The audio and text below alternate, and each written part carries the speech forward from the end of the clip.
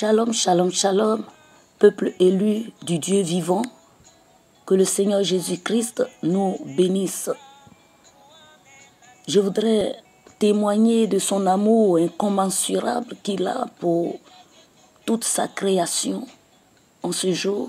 Mais permettez que je lui dise merci et que je lui confie ce moment. Père éternel, merci pour ta grâce et ta faveur dans chacune de nos vies. Je voudrais témoigner de ton amour qui nous a amené le Sauveur et qui a amené le Sauveur même mourir à la croix pour chacun de nous, pour toute l'humanité. Dispose toutes choses selon ton Esprit Saint afin que toute la gloire te revienne au nom précieux de notre Seigneur et Sauveur Jésus-Christ. Amen. Chers frères et sœurs, je suis touché, profondément touché par l'amour puissant que notre Seigneur et Sauveur Jésus-Christ manifeste à tout un chacun de nous. Il n'est pas un Dieu rancunier. Nul ne peut se comparer à lui, ni dans le ciel, ni sur la terre, ni sous la terre, ni sur mer, ni sous mer. Quand j'ai commencé à lire la Bible, de Genèse à Apocalypse, j'ai vu que dans le Nouveau Testament, quand les gens ont appris qu'il est en train de passer, qu'ils ont couru vers lui pour chercher guérison ou délivrance, il n'a jamais posé de questions à qui que ce soit de ce qu'il a fait pour être dans l'état dans lequel la personne se trouve.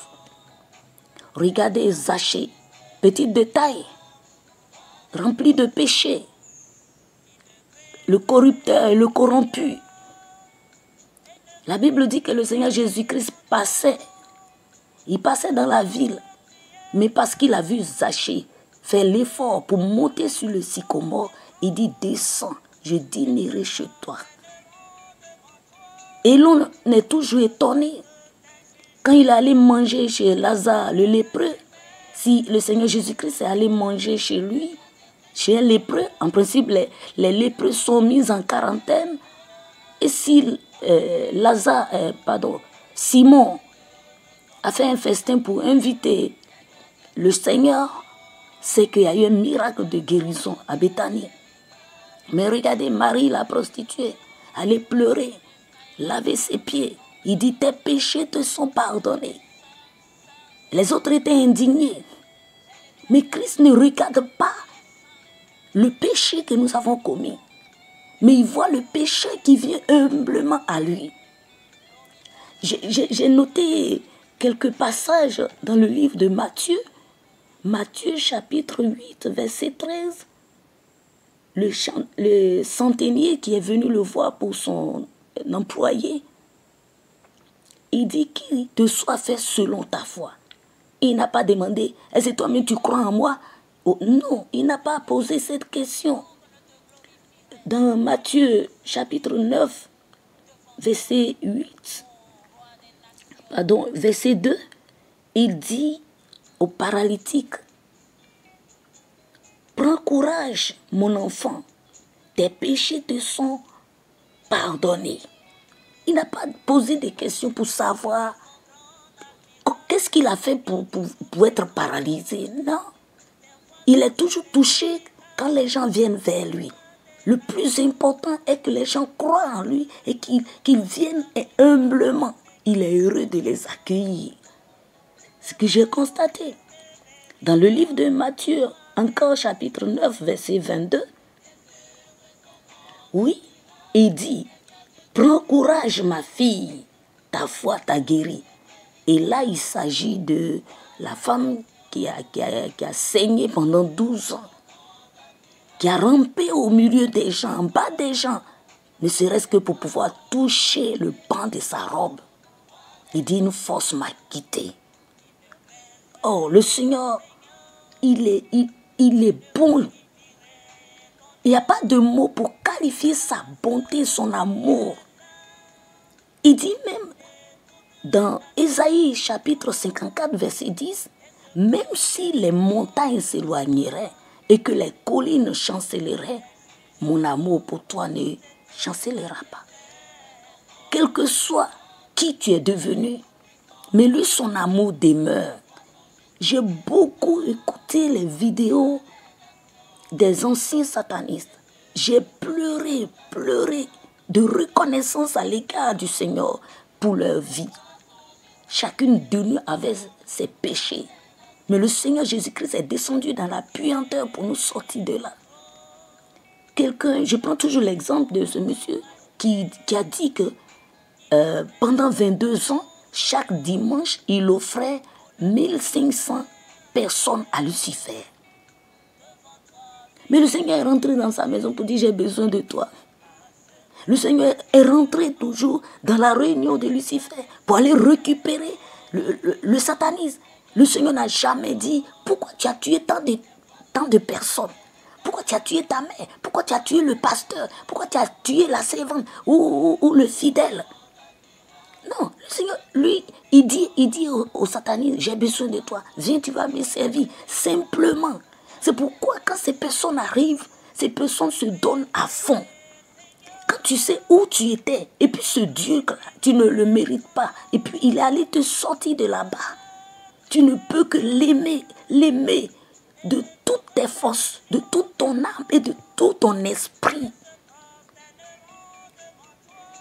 Et encore, les musulmans qui nous traitent de mécréants, qui disent qu'on a falsifié la Bible, quelque chose, c'est pas pour vous. Et puis la Bible était avant le Coran. Mais ils ne savent pas quoi dire. Et pourtant, ils ont parlé de l'évangile dans le Coran. Mais les personnes qui méprisent les chrétiens, il y en a qui disent que je préfère un chien par rapport à un chrétien. Mais le Seigneur ne fait même pas cas de ce qu'eux disent ou de ce qu'eux pensent de nous. Le Seigneur, leur conversion, ça se passe d'une manière spectaculaire. Eux, ils voient le Seigneur Jésus-Christ qui entre dans leur chambre. Ce n'est pas vision, ce n'est pas songe. Nous, c'est un songe, on voit le Seigneur Jésus-Christ. Mais eux, ils entrent vis-à-vis, ils conversent avec eux. Quand je viens d'écouter le témoignage de la femme pakistanaise, et son témoignage, ça fait 11 ans, qui est née, et puis, je ne sais pas, à 4 ans, elle a eu la poliomyélite. Elle était paralysée. Le Seigneur, 13 personnes sont rentrées dans sa chambre. Le Seigneur Jésus-Christ, et puis 6 anges à gauche, 6 anges à droite. Il dit, lève-toi. Elle dit, non, j'ai pas de pieds, je peux pas marcher. Tout de suite, le Seigneur a fait pousser la chair. Et puis, il lui a donné une nouvelle tenue. Et elle est descendue du lit. Et aujourd'hui, depuis combien d'années, cette femme sillonne le monde entier pour rendre le témoignage. Quel amour, quelle grâce. Et encore, Hébreux chapitre 9, verset 27 dit, et comme il est donné à l'homme, il est réservé à l'homme de mourir une seule fois. C'est dit que l'homme ne doit pas mourir, se réveiller et puis mourir après. Mais aujourd'hui, on voit la grâce que le Seigneur Jésus-Christ, c'est-à-dire son amour, va grandissant. Il est réservé à l'homme de mourir une seule fois. Après quoi vient le jugement. Mais aujourd'hui, beaucoup de témoignages, des personnes qui ont connu la mort imminente. Et puis, ce qui me surprend, non, ça ne me surprend pas, si ça vient du Seigneur Jésus-Christ. Mais ce qui me bouille, est que très souvent, ce sont des personnes qui sont athées, qui ne croient pas, qui n'ont jamais rencontré Christ, entendu parler de Jésus, ou bien qui ne sont pas chrétiennes. Mais le Seigneur leur dit, non, votre temps n'est pas encore arrivé. C'est pourquoi il dit dans sa parole, mieux valu pour toi ne m'avoir pas connu. S'il n'a pas connu, il peut faire grâce. Mais nous, à qui il a fait cette grâce, moi, j'étais animistes. Mes parents étaient animistes. On ne connaît pas Dieu. C'est le ciel, on dit, éternel Dieu Tout-Puissant. Dans mon ethnie, dans ma dialecte, c'est le ciel blanc là qu'on appelle Dieu. On n'a jamais su qu'à l'intérieur se trouvait l'être suprême.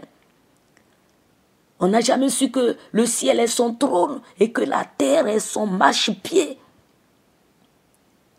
Mais si il a souffert pour nous sortir de là-bas et que nous jouons avec sa parole, nous ne marchons pas selon la sainte doctrine, ça sera dommage que, voilà, 20 ans, 30 ans, 40 ans, 50 ans, 60 ans, on est dans l'église.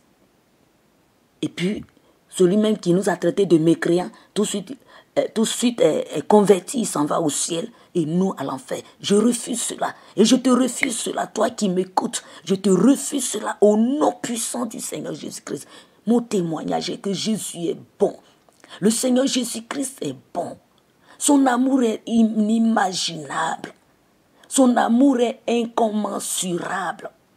Son amour est immense. Son amour est sans fin. Il ne se fatigue pas d'aimer. Il est omniprésent. En ce moment, je suis en train de faire cette vidéo, cet enregistrement. Il est avec quelqu'un d'autre. Il est en train d'écouter quelqu'un d'autre. Il est en train de fortifier une veuve quelque part. Il est en train de nourrir les affamés. Il est en train de secourir quelqu'un dont l'âme est dans le cachot de Lucifer. Il est en train de délivrer les satanistes. Oui, Seigneur. Il est en train de les délivrer. Il est en train de libérer quelqu'un. Une personne dont le cœur est abattu. Quelqu'un qui est dans l'affliction, il est en train d'agir. Il agit partout à la fois. Je l'aime et je l'adore. Je suis touché par son amour. Je me suis demandé comment il a fait pour m'aimer. Quel était le secret? J'ai fait quoi de bien? Et c'est pourquoi je le supplie, je veux tout faire pour arriver au ciel. Pour lui poser de vive voix cette question. Seigneur, qu'est-ce qui t'a plu en moi? Qu'est-ce qui t'a plu en moi pour mourir à la croix pour moi, pour me racheter de la boue? Seigneur, merci pour ce grand amour que tu manifestes à tout un chacun de nous. Et tu nous demandes de nous aimer entre nous, de nous aimer les uns les autres. Mais nous sommes en train de nous torpiller. Et puis ce ne sont pas les non-chrétiens qui nous torpillent, c'est nous, entre nous, chrétiens. Nous utilisons les réseaux sociaux pour nous chamailler, pour nous insulter, pour montrer qu'on a plus de valeur que l'autre, pour calomnier, pour critiquer, pour injurier. Chose que tu ne vas jamais faire. Je prie que nous marchions selon ta voie, dans la sainte doctrine, dépouillés de tout ce qui appartient à Jézabel, afin que nous puissions resplendir pour la seule gloire à ton nom. Tu as trop souffert. Regarde le prix que tu as payé. Regarde comment on t'a martyrisé. On t'a traîné dans la boue. On t'a traîné dans la rue. On t'a flagellé. On t'a cloué au poteau. On a transpercé ton côté. On s'est moqué de toi. La malédiction qui devrait tomber sur l'être humain que nous sommes, tu as pris ça, toi, Dieu, toi, l'être suprême. Tu as quitté ton trône de gloire et tu es descendu sur la terre à notre niveau pour nous secourir. Les temps sont finis. Mais tu dis quoi? Tu dis que tu es en train d'attendre ceux qui sont en train de se repentir. Seigneur, aide-nous donc. Aide-nous donc, s'il te plaît. Aide-nous donc à nous préparer. Aide-nous. Aide-nous. Merci, Père. Père Céleste. Pascal, au nom de ton Fils Jésus-Christ, tu nous soutiens, tu nous fortifies. Merci pour ce grand amour. Au nom puissant de mon Seigneur et Sauveur Jésus-Christ, j'ai témoigné. Amen.